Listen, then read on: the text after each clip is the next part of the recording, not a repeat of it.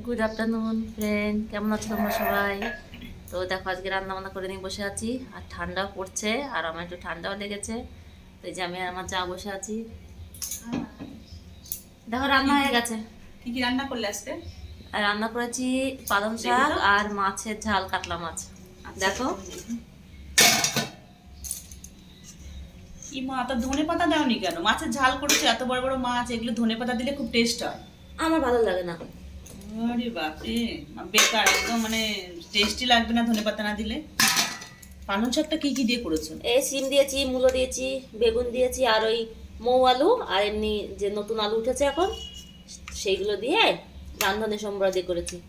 এতে একটা জিনিস মিসিং আছে, জানো কি? না না, সব ঠিক আছে, আবার কি মিসিং আছে? তুমি বড়িটা তো দিতে পারতে, জানো তো আমরা বড়ি ভালো খাই। আর নিজে খাবে না বলে মানে কাউকে খেতেও দেবে না, এত বড়ি পড়ে রয়েছে, একটা বড়ি তো দিতে পারতে। আজকে আমি রান্না করেছি, তো আমি আমার মতো করে তো রান্না করবো নাকি? হ্যাঁ, বেশ, আমি খাবোই না কিছু। আমি দুপুরবেলা কম কিছু আলাদা বানিয়ে নেবো। ঠিক আছে, তাই বানিয়ে নিও। তুমি